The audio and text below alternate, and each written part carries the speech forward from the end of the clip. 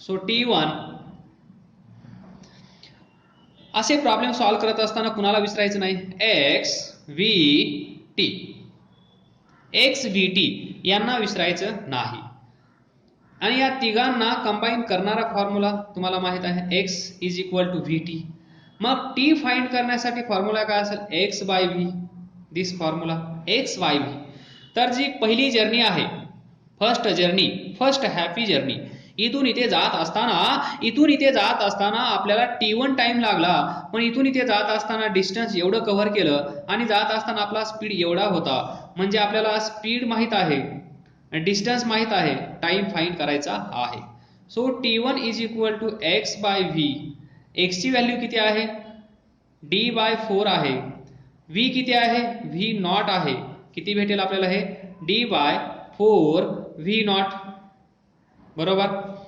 Similarly we can find T2. T2 is equal to X by V. Again same formula, पण T2 म्हणजे second happy journey. इथून इथे आपण निघालो आपण असाल आणि इथे आपण चाय पाण्याला थांबलो असाल. आता इथून इथे थांबलेला टाइम तुम्ही म्हणाल मग थांबलो तर तो टाइम पण नो. एक जस्ट मी तुम्हाला लक्षात राहण्यासाठी, कन्सेप्ट क्लिअर होण्यासाठी या गोष्टी बोलत असतो. तर त्या गोष्टी कधी तिथे अप्लिकेबल असतात, कधी नसतात. आता इथे ही कार थांबलेली नाहीये. इथून इथे जात असताना T2 distance D/4 plus D/2 दिले आहे. जाताना स्पीड 2v नॉट आहे. म्हणजे डिस्टन्स माहित आहे, स्पीड माहित आहे. तर डिस्टन्स माहित आहे, स्पीड माहित आहे, तर आपण टाइम फाइंड करू शकतो. तर पहा, x इज इक्वल टू किती आहे, D/2 आहे. v किती आहे, 2v नॉट आहे. तर किती येईल, D/2 खाली येईल आणि काय होईल, 4v not. So D/4v not. इथे पण D/4v नॉट एवढाच वेळ लागत आहे. त्यानंतर कदाचित इथे स्पीड जास्त असेल आणि स्पीड जास्तच आहे, डबल आहे. इथल्यापेक्षा स्पीड डबल आहे. पहा, जरी इथे डिस्टन्स त्यांनी डबल सांगितलं आहे, याच्या तुलनेत हे डिस्टन्स डबल आहे. इथे D/4 आहे तर इथे D/2 आहे. डिस्टन्स जास्त आहे पण टाइम तर सेम लागला आहे. असं कसं झालं, असं का झालं, तर कारण पहा, स्पीड डबल झाला आहे. इथे डिस्टन्स डबल आहे पण स्पीड पण डबल झाला आहे, म्हणून टाइम तेवढाच लागला. पहा, या गोष्टी डोक्यात ठासून भरा.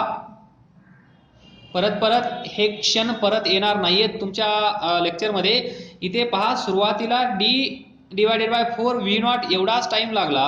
T2 इथे पण D/4 व्ही नॉट एवढाच टाइम का लागला, असं तुमच्या लक्षात आलं पाहिजे. तर असं का झालं असेल, इथे डिस्टन्स डबल आहे पण स्पीड डबल केला, त्यामुळे टाइमवर काही इफेक्ट झाला नाही. तर आता तिसरा T3 डायरेक्ट लिहिलं तरी चालेल आता. सो एक्स बाय, पुढे पहा, X divided by V. So X is equal to, last पहा, D/4 लिहा, D/4 डिवायडेड बाय स्पीड किती आहे इथून इथे जात असताना, 3v not. Don't take tension, be happy. So D/4 3v not, याला सोडवल्यानंतर लिहा D/4 इंटू 3 किती होईल, 12v नॉट. तर पहा, T1 भेटला, T2 भेटला, T3 भेटला. आता one can add all this times. सर्वच टाइम आता आपण ऍड करू शकतो. मग आपल्याला भेटेल टोटल टाइम. मग T1 लिहावं लागेल plus T2 plus T3. So T1 आहे D/4 व्ही नॉट, परत इकडे आहे D/4v नॉट, प्लस इथे आहे D/12v नॉट. आता इथे LCM काय घेऊ शकतो आपण, तर 12v नॉट असा घेऊ शकतो. मग याच्या डिनॉमिनेटरनी याला डिवाइड करा. हे तुम्हाला कळत असेल का नसेल माहित नाही, म्हणून मला साईडला करावं लागत आहे. या 12v नॉटला याच्या डिनॉमिनेटरनी डिवाइड करा. v नॉट कॅन्सल, 4 3, तर आणि या 3 ने याच्या न्यूमरेटरला मल्टिप्लाय करा, तर इथे येईल 3d.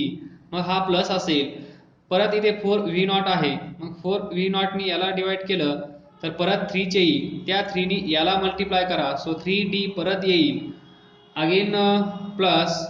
आता इथे पहा LCM आपण 12v0 घेतला डिवायडेड बाय 12v0, हे येईल 1 आणि या 1 नी याला मल्टिप्लाय करा, सो 1 इंटू d,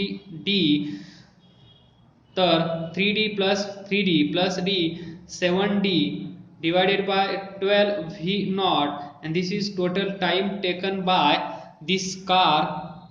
और अगर आपण जर आपण तिथे असाल तर आपल्याला एवढा वेळ लागलेला असेल.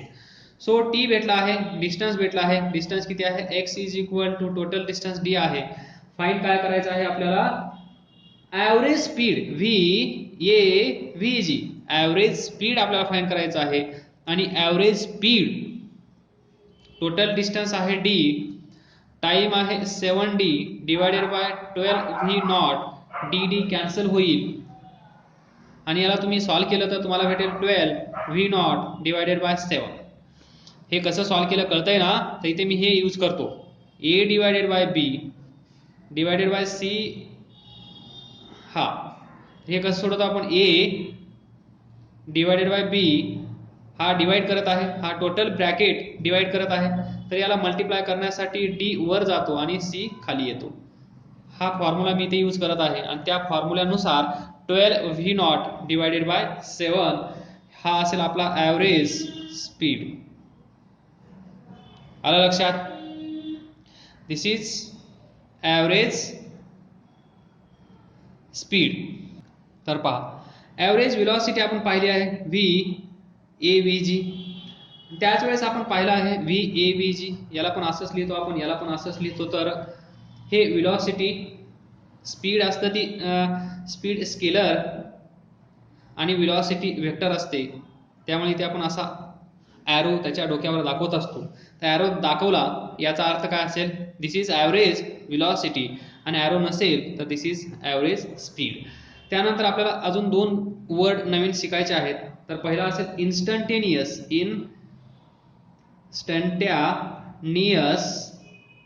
तर पहा इन्स्टंटेनियस व्हेलॉसिटी.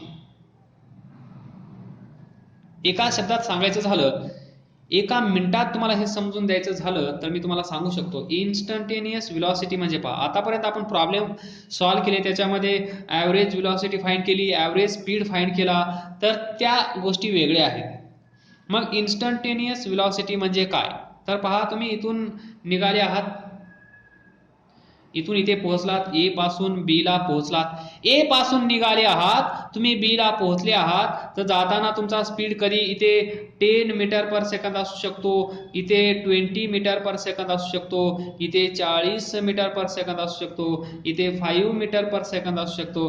म्हणजे या रोडवरून जात असताना आपला स्पीड जर तो हायवे असेल किंवा नसेल, तर पुढून एखादं व्हेकल आली तर आपला स्पीड वेळोवेळी कमी जास्त होत असतो, तर फ्लक्च्युएशन असतं आपल्या स्पीडमध्ये. तर इन्स्टंटेनियस व्हेलॉसिटी आणि इन्स्टंटेनियस स्पीड दोन्ही आहेत आपल्याकडे. सर इन्स्टंटेनियस व्हेलॉसिटी म्हणजे काय पहा, कार इथे असेल तर सुरुवातीला त्याचा झिरो स्पीड असेल, झिरो व्हेलॉसिटी असेल. इथे पहा 10 मीटर पर सेकंद आहे, म्हणजे इथे येथे वर्ड पहा, येथे या ठिकाणी किती व्हेलॉसिटी आहे, सो 10 मीटर पर सेकंद. या ठिकाणी किती आहे, 5 मीटर पर सेकंद. या ठिकाणी किती आहे, 20 मीटर पर सेकंद. या ठिकाणी किती आहे, 40 मीटर पर सेकंद. आणि या ठिकाणी हा जो शब्द मी घेत आहे त्या शब्दावर डिपेंड आहे इन्स्टंटेनियस व्हेलॉसिटी. म्हणजे प्रत्येक पॉइंटला आपण इकडे ॲव्हरेज घेत आहोत. हे काय फाइंड केलं आपण, ॲव्हरेज व्हेलॉसिटी आणि ॲव्हरेज स्पीड, या गोष्टी वेगळ्या आहेत. पण प्रत्येक म्हणजे पहा, इथून तुम्ही निघाले असाल 10:30 तर तुम्हाला विचारलं 10:40 मिनिटाला 10:40 तुमचा स्पीड किती होता, तर 20 मीटर पर सेकंद होता. आणि या स्पीडला आपण म्हणतो इन्स्टंटेनियस व्हेलॉसिटी. आलं लक्षात, इन्स्टंटेनियस व्हेलॉसिटी ही एक छोटीशी कन्सेप्ट आहे. त्या वेळेला जेथे जेथे आपल्याला विचारलं जाईल तेथे तेथे त्या पार्टिकलची, त्या कारची, त्या बॉडीची व्हेलॉसिटी म्हणजे इन्स्टंटेनियस व्हेलॉसिटी ही एक लिमिटिंग व्हॅल्यू असते. ही काय असते? एक लिमिटिंग व्हॅल्यू असते. Limiting value. तर तुम्हाला तुमच्या पेज नंबर 31 वर जायचं आहे.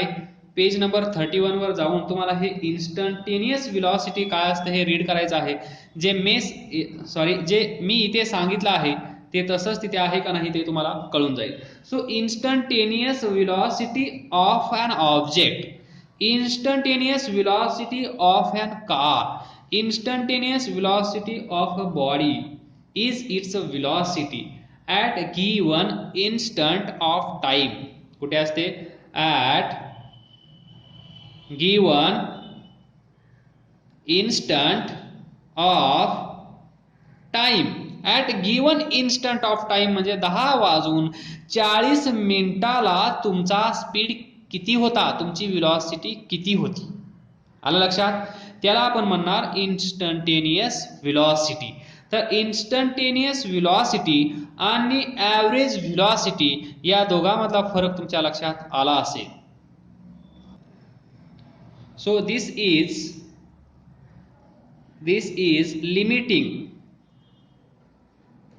limiting value of average velocity. आपल्याला ॲव्हरेज व्हेलॉसिटी माहित आहे, त्याची एक लिमिटिंग व्हॅल्यू असते आणि त्याला आपण म्हणत असतो इन्स्टंटेनियस व्हेलॉसिटी. तर या इन्स्टंटेनियस व्हेलॉसिटी मध्ये पहा टाइम इंटरवल. आपण ॲव्हरेज व्हेलॉसिटी फाइंड करत असताना काय कन्सिडर करत होतो? Time taken. टाइम टेकन कसा फाइंड करायचो आपण? ती कार इथून निघाली, इथे पोहोचली, इथे 10:30 वाजले असतील आणि ती कार इथे 11 वाजता पोहोचली असेल तर वेळ किती घेतला तिने? 30 मिनिट्स. हा वेळ आपण घ्यायचो. Time taken by this car. या कारला इथून इथे पोहोचण्यासाठी अर्धा तास लागला, 30 मिनिट्स लागले. हा टाइम टेकन. टाइम टेकन म्हणजे हा, नॉट 10:30, नॉट 11 कंप्लीट 11 घ्यायचा आहे, सॉरी 11:00 सो 30 मिनिट्स. तर हे तुमच्या लक्षात आलं पाहिजे टाइम टेकन. तर आता इथे एक इंटरवल आहे, याला आपण म्हणतो time interval. Time interval delta T which is final minus initial. Final 11, initial 10:30, आपल्याला भेटेल 30 मिनिट्स. टाइम इंटरवल त्याला म्हणतो आपण टाइम टेकन. पण इथे इन्स्टंटेनियस व्हेलॉसिटीच्या वेळेस हा टाइम इंटरवल कसा असतो? Very close to zero. Zero नसतो, लक्षात ठेवा, झिरो नसतो पण very close to zero. Very close to zero म्हणजे काय? पहा इथे 10:30 10:31 तर पहा इथे डिफरन्स किती आहे? 1 मिनिटाचा डिफरन्स आहे.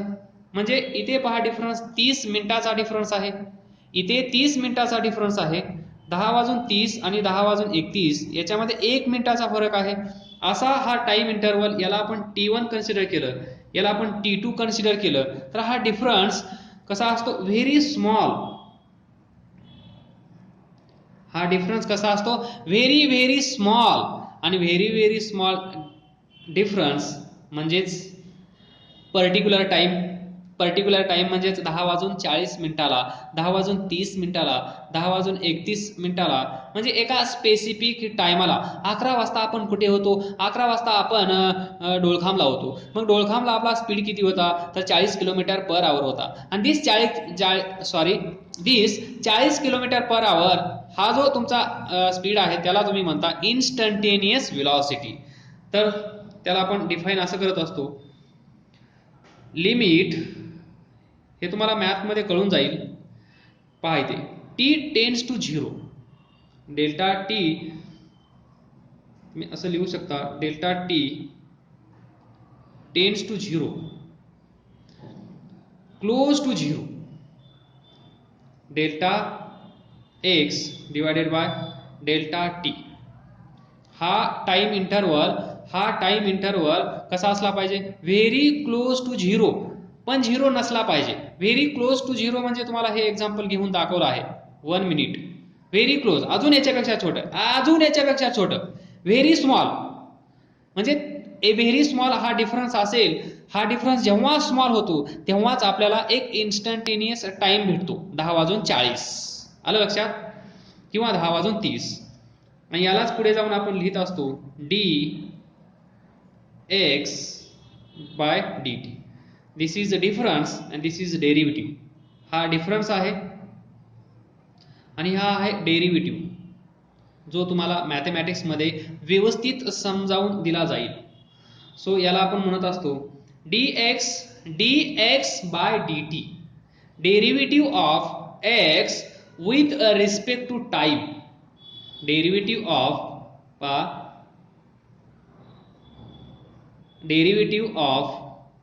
x with respect to time. तर तुमच्या लक्षात आला असेल इन्स्टंटेनियस व्हेलॉसिटी, आणि अशाच प्रकारे आपल्याकडे असते इन्स्टंटेनियस स्पीड. आता हे सांगण्याची गरज पडणार नाही.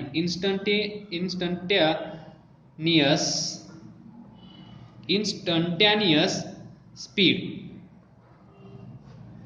आता आपण ॲव्हरेज स्पीड पाहिला, ही पण तीच व्हॅल्यू असेल स्पीड त्या वेळेस किती स्पीड होता. म्हणजेच instantaneous speed is speed of object at a given instant of time.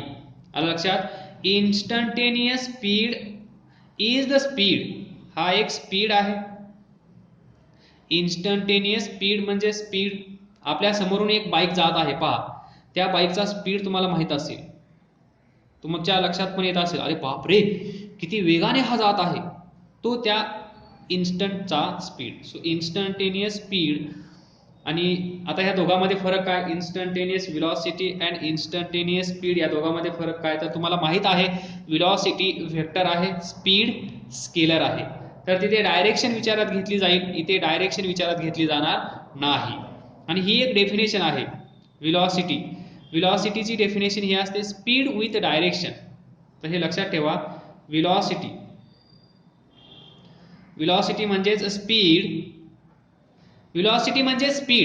पण स्पीड जर आपण विथ डायरेक्शन कन्सिडर केला तर आपल्याला भेटते व्हेलॉसिटी. म्हणजे स्पीड आणि व्हेलॉसिटी फायनली एकच, पण स्पीड सोबत आपण डायरेक्शन विचारात घेतली तर त्याला आपण म्हणतो, या दोघांना मिळून आपण म्हणतो व्हेलॉसिटी, अन्यथा स्पीड सफिशियंट. तर इन्स्टंटेनियस स्पीड हा एक प्रकारचा स्पीडच आहे त्या ऑब्जेक्टचा, त्या बॉडीचा, त्या कारचा, त्या व्हेकलचा, जी काय असेल त्याचा. तो बर्ड असू शकतो, ट्रेन असू शकते, काही असू शकतं. सो बेल्ट असू शकतो, मुव्हिंग बेल्ट, त्याचा speed at a given instant of time. At a given instant of time. तर this is more about average velocity, average speed, instantaneous velocity and instantaneous speed. तर हे पण लक्षात ठेवा, ही पण एक लिमिटिंग व्हॅल्यू आहे. पण ॲव्हरेज व्हेलॉसिटीची लिमिटिंग व्हॅल्यू म्हणजे इन्स्टंटेनियस व्हेलॉसिटी, आणि इन्स्टंटेनियस स्पीड ही पण एक लिमिटिंग व्हॅल्यू आहे. कुणाची असेल ही, ॲव्हरेज स्पीडची. लक्षात ठेवा, लिमिटिंग म्हणजे दिस लिमिट. जेव्हा आपण टाइम इंटरवल झिरो करतो, झिरो म्हणजे झिरो नसतो ऍक्च्युअली, पण व्हेरी क्लोज टू झिरो, म्हणजेच लगभग 10:30 नंतर 31 मिनिट असतात. हा डिफरन्स 1 मिनिट कसा आहे, व्हेरी स्मॉल आहे ॲज कम्पेअर टू 30 मिनिट्स, अशा प्रकारे. So this is also limiting value of कुणाची, ॲव्हरेज स्पीडची, average speed. So time interval delta T goes to zero. Time interval delta T goes to 0, close to 0. Small time interval delta t around t when the time interval goes to 0. एवढं लक्षात ठेवा. Instantaneous speed आणि instantaneous velocity या दोन concept त्यानंतर उद्याच्याला आपण पाहूया. So काय समजलं नसेल तर विचारत राहा, अभ्यास करत राहा, पुढे जात राहा. All the best. Thank you.